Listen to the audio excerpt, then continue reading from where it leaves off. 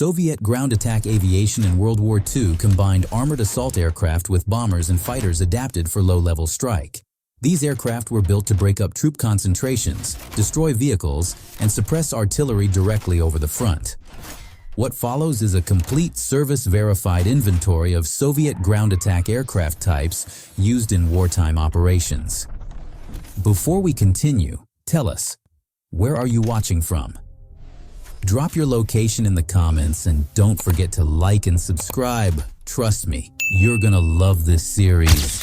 Early war improvised assault and army cooperation types. Before large numbers of purpose-built assault aircraft arrived, the VVS relied on adapted reconnaissance biplanes and fighters to carry bombs, strafe columns, and attack at very low altitude.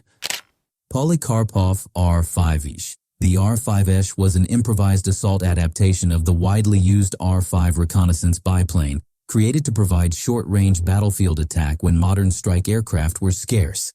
Its defining feature was a strengthened armament fit, typically adding forward-firing machine guns and the ability to carry small bombs for close support.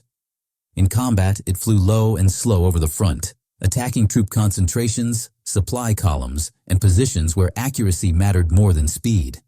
The type was vulnerable to fighters and concentrated ground fire, but it provided immediate, practical strike capacity during the early emergency period. Its legacy was proving the need for dedicated, survivable assault designs. Polikarpov R-ZSh. The R-ZSh was a ground attack conversion of the RZ reconnaissance biplane, developed as a stopgap to increase attack sorties during the early war. It was built to deliver light bombs and sustained strafing against targets close to the line, where rapid response mattered more than payload. A defining characteristic was its ability to operate from rough, forward fields with minimal support, keeping it available even during chaotic retreats. Operationally, it was used for harassment strikes, attacks on road movement, and support of local counterattacks, often under difficult weather conditions. Loss rates could be high against alert defenses, but the aircraft remained useful when few alternatives existed. It demonstrated the limits of pre-war biplanes in modern ground attack warfare. Polikarpov R-10, KHAI-5. The R-10 was designed as a fast reconnaissance and light bomber aircraft, intended to support Army cooperation with better speed and range than older biplanes. Its defining feature was a relatively clean monoplane layout for its class, allowing it to deliver light bomb loads and perform reconnaissance with improved performance for the late 1930s. In wartime service, it was employed in the early period for battlefield bombing and strike missions when dedicated attack aircraft were not yet available in sufficient numbers. It could hit troop areas, vehicle parks, and supply points, but it was not optimized for survivability at low altitude under heavy fire. The aircraft's legacy is as an interim step that was quickly outpaced by wartime demands. Polikarpov R-16, fighter-bomber use. The I-16 was originally built as a compact fighter for point defense and frontline air combat, but wartime necessity pushed it into ground attack work. Its defining feature for strike operations was its ability to carry light bombs and, on many aircraft, unguided rockets, enabling rapid attacks against vehicles and troop concentrations. In combat, the I-16 often flew low-level sorties in support of ground forces, using speed and aggressive tactics to compensate for limited payload and protection. It could be effective against exposed columns and soft targets, but it suffered when facing strong air opposition or dense anti-aircraft fire. The aircraft's legacy in ground attack is as a widely used expedient that bridged the gap before larger, specialized assault forces matured. Polikarpov R-ZSh, Chaika, ground attack use. The I-153 was designed as a maneuverable biplane fighter, but it also served in a ground attack role when the front demanded immediate strike capacity. Its defining feature was excellent low-speed handling, which helped with accurate strafing and repeated attack runs, and it could carry light bombs and rockets for close support. In wartime use, it attacked troop formations, transport, and field positions at very low altitude, often operating from forward airfields close to ground units. Its slow speed and limited protection made it vulnerable in daylight against fighters and concentrated ground fire, leading to heavy losses in many sectors. The I-153's legacy is showing that agility and simplicity were not enough without armor and speed in modern battlefield attack. Early and mid-war bombers used in direct ground attack, Soviet bomber forces frequently shifted to direct battlefield strike, using level bombing, shallow dives, and low-altitude attacks to disrupt movement, damage armor concentrations, and suppress defenses during offensives. Tupolev SB. The SB was designed as a fast twin-engine bomber intended to outrun fighters through speed, reflecting pre-war assumptions about bomber survivability. Its defining feature was its early emphasis on speed and a relatively modern airframe for the mid-1930s, enabling quick strikes with moderate bomb loads. During WW2, it was used extensively for frontline bombing, including direct attacks on troop concentrations, bridges, and road movement, often under intense opposition as enemy fighters and anti-aircraft weapons improved. Losses mounted when it operated in daylight without adequate escort, but it still delivered large numbers of sorties during critical periods. The SB's legacy is as a mass-available bomber that remained operationally useful even after its survivability advantage faded. Arkhangelsky R-2. The AR-2 was developed to improve bombing accuracy and attack flexibility compared with earlier designs, aiming to increase effectiveness against point targets. Its defining feature was an airframe and equipment arrangement that supported steeper attack profiles, including dive-style approaches that could tighten bomb patterns on battlefield objectives.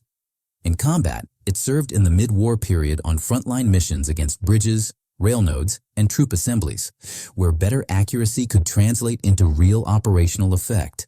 It still faced the same risks as other bombers when forced into low and medium altitudes over defended targets, and its numbers were limited compared with major production types. The AR-2's legacy lies in representing a transitional move toward more accurate, tactical bombing methods within Soviet aviation. Sukhoi Su-2.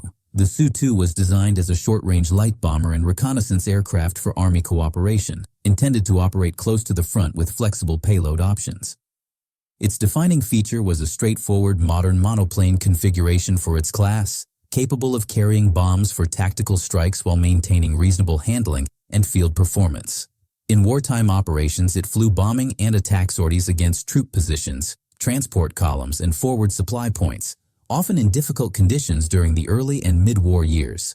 It could be effective when properly supported, but it was not as survivable as later armored assault types in the most dangerous low-level environments. The Su-2's legacy is as a practical frontline bomber that performed useful work until more specialized aircraft took priority. Petlyakov Pe-2. The Pe-2 was built as a fast, dive-capable bomber to deliver accurate attacks against tactical targets, addressing the need to hit bridges, airfields, and concentrations with tighter dispersion. Its defining design feature was high performance for a bomber of its size, enabling steep attack profiles and rapid entry and exit from defended zones. Operationally, it became one of the most important Soviet tactical bombers, used for direct battlefield strikes and interdiction, as well as for attacks on infrastructure supporting enemy movement. It could suffer in low-altitude environments when forced into repeated passes, but it proved effective when employed with proper tactics and escort. The Pe-2's legacy is demonstrating that speed and accuracy could make tactical bombing a decisive component of Soviet air-ground operations. Ilyushin Il-10 DB-3F. The Il-10 was designed as a long-range bomber to strike operational and strategic targets, but wartime realities often required it to support ground operations as well. Its defining feature was range and endurance, allowing it to reach deep targets, yet it could also deliver meaningful bomb loads against frontline nodes when assigned. In combat, it flew missions against rail junctions, depots, bridges, and troop concentrations beyond immediate artillery reach, including night and poor weather operations that reduced interception risk. It was not optimized for low-level battlefield strafing, and accuracy depended heavily on conditions and crew skill. The Il-10's legacy is as a long-range platform that still contributed materially to ground interdiction by attacking the logistics that sustained enemy forces. Purpose-built, armored Shturmovik assault aircraft. The Shturmovik concept centered on armored low-altitude attack aircraft built to survive heavy fire while delivering cannon, machine gun, rockets, and bombs directly against battlefield targets. Ilyushin Il-10 single-seat early production. The early single-seat Il-2 was designed as a dedicated armored assault aircraft to attack armor, artillery, and infantry under direct ground fire. Its defining feature was an armored bathtub structure forming part of the airframe, protecting the pilot and critical systems to sustain damage during low-level attacks. In wartime operations, it flew repeated sorties over the front, striking columns, gun positions, and strong points with cannon, machine guns, rockets, and bombs. The single-seat configuration reduced rear defense, and early combat revealed vulnerability to fighter attacks from behind, contributing to losses until tactical adaptations and design changes spread. Its legacy is establishing the armored assault aircraft as a core Soviet battlefield tool, even before the type reached its mature configuration. Ilyushin Il-10, two-seat standard battlefield configuration. The two-seat Il-10 was created to address the defensive weakness of early variants, keeping the same ground attack purpose while improving survivability against fighters. Its defining feature was the addition of a rear gunner position, giving the aircraft a defensive firing arc and increasing the chance of surviving interception during low-level operations. In combat, it became the standard Il-2 battlefield configuration for much of the war, used in massed formations to suppress air defenses and strike armor concentrations, troop positions, and transport routes. Losses still occurred under heavy fire, but survivability and mission completion improved compared with earlier practice. The two-seat Il-2's legacy is as the mainline Soviet assault aircraft configuration that matched Doctrine with practical battlefield realities. Ilyushin Il-10, Late War Aero Wing Standard. The Il-10 represented the late war refinement of the Il-2 family, intended to improve handling, stability, and effectiveness in the attack profile demanded by frontline operations. Its defining feature was a revised wing planform associated with improved control characteristics, supporting repeated low-altitude attack runs and better formation flying in complex battlefield conditions. Operationally, it continued the Il-2's central mission, striking armor, artillery, and troop concentrations, often in coordinated attacks designed to overwhelm defenses and disrupt counterattacks. The Il-10 appeared as Soviet forces gained momentum, supporting large offensives where air-ground coordination and sortie volume mattered. Its legacy is as the mature, standardized Il-2 configuration that combined armor, payload flexibility, and improved handling into a dependable assault platform. Ilyushin Il-10. The Il-10 was built as a new-generation armored assault aircraft to improve performance and survivability beyond the Il-2, while retaining the same battlefield mission. Its defining feature was a more modern airframe and performance envelope, giving better speed and maneuverability for low-level operations and reducing vulnerability during ingress and egress. Entering service late in the war, it saw operational use in the final stages, attacking battlefield targets under the same Shturmovik doctrine of close support and anti-armor strike. Limited wartime duration constrained its WWII footprint compared with the Il-2, but it demonstrated the direction of Soviet post-war assault aviation. Its legacy is showing that armored attack aircraft could be made faster and more controllable, without abandoning survivability. This aircraft directly followed the Il-2's wartime development path. Frontline fighters widely used as fighter bombers, rocket attack.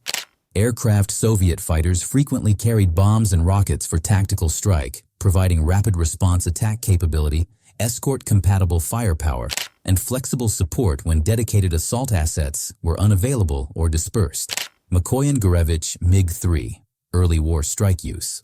The MiG-3 was designed as a high-altitude interceptor to counter threats at elevation, but the early war often forced it into low and medium-altitude roles, including ground attack. Its defining feature was an airframe optimized for high-altitude performance, which did not translate into ideal low-level handling where most Eastern Front combat occurred. Despite that mismatch, MiG-3 units flew strike missions with light bombs and strafing attacks against transport and forward positions, especially when other aircraft were scarce. Effectiveness depended on surprise and tactical conditions, and losses could be significant when operating low over defended targets. The MiG-3's legacy in this role is illustrating how operational necessity drove aircraft into missions outside their design intent. Yakovlev Yak-1B, fighter bomber use. The Yak-1B was built as a frontline fighter intended to achieve air superiority over the battlefield, but it also served as a fighter bomber when tactical demands required.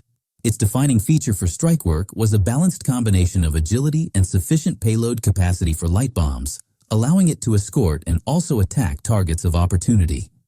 In combat, it supported ground operations by striking transport, artillery positions, and exposed troops, often using fast, low-level passes to reduce time under fire. The aircraft's strength was flexibility. It could shift between escort, patrol, and strike missions within the same operational cycle. The Yak-1B's legacy is as a pragmatic multi-purpose fighter that contributed to ground attack without sacrificing its primary air combat function. Yakovlev Yak-7B, fighter bomber use. The Yak-7B was developed into a robust frontline fighter suited to mass production and hard service conditions, and it was frequently employed in fighter bomber roles. Its defining feature was sturdy handling and good low-altitude performance, supporting operations from forward airfields where maintenance and runway quality could be limited. In wartime use, it carried light bomb loads and conducted strafing attacks against road traffic, troop positions, and gun sites, often as part of combined operations where fighters also had to provide cover against enemy aircraft. It was not armored like a Shturmovik, so tactics emphasized speed, brief exposure, and coordinated timing.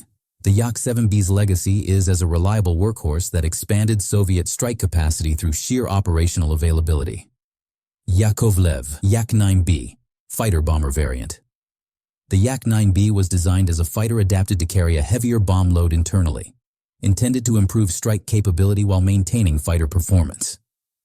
Its defining feature was an internal bomb-carrying arrangement that allowed it to deliver meaningful ordnance without the same external drag penalties associated with many underwing fits.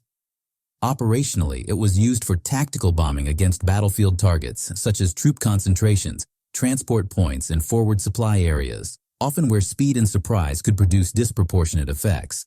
It still required disciplined tactics because it lacked the armor protection of dedicated assault aircraft, making prolonged low-level exposure costly. The Yak-9B's legacy is demonstrating a focused attempt to integrate strike capacity into a high-production fighter family without creating a separate specialized platform. Lavochkin La-GG-3, rocket bomb strike use. The La-GG-3 was built as a modern monoplane fighter to meet early war fighter requirements, but it also took on ground attack tasks as part of the broader Soviet fighter-bomber approach. Its defining feature for strike missions was its ability to carry light bombs and unguided rockets, enabling attacks against vehicles and field positions when called upon. In combat, it was used for low-level strikes against transport routes and troop areas, particularly when frontline conditions demanded every available aircraft contribute to ground support. Performance limitations at low altitude affected survivability and combat flexibility, especially against enemy fighters. The La-GG-3's legacy in ground attack is as a functional but imperfect strike platform that added volume rather than specialized efficiency. Lavochkin La-5FN, fighter bomber use. The La-5FN was developed to improve frontline fighter performance, providing better low-altitude capability while still allowing tactical strike employment. Its defining feature was strong low- and mid-altitude performance, enabling it to attack quickly and disengage with a higher margin of safety than many earlier fighters when operating over the front. In wartime use, it carried bombs and rockets on strike sorties against transport, troop assemblies, and tactical positions, often while remaining capable of defending itself during the same mission. Its improved power and handling helped reduce the vulnerability inherent in using fighters for ground attack. The La-5FN's legacy is showing that as Soviet fighters improved, their usefulness as flexible strike aircraft increased alongside their air superiority value. This type represented a practical improvement over earlier Lavochkin fighters.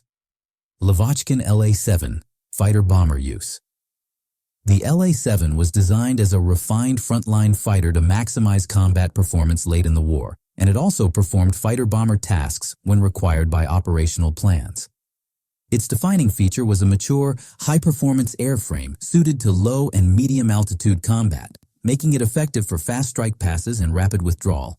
In combat, it attacked tactical targets such as transport columns, troop positions, and airfield facilities, typically using bombs or rockets in short, concentrated attack runs. While not armored for sustained low-level punishment, its speed and handling improved survivability compared with earlier fighters used in similar roles. The La-7's legacy in ground attack is as a late-war example of how top-tier fighters could still contribute meaningfully to battlefield strike without becoming dedicated assault aircraft. In conclusion, Soviet ground attack aviation in WWII evolved from improvised biplane and fighter strikes into a mature system centered on armored Shturmovik operations and supported by tactical bombers and adaptable fighters. The experience enforced clear lessons about survivability at low altitude, the value of massed sorties, and the need for accurate, repeatable attack methods under heavy fire. By 1945, the Soviet approach had become a proven model for sustained battlefield air support.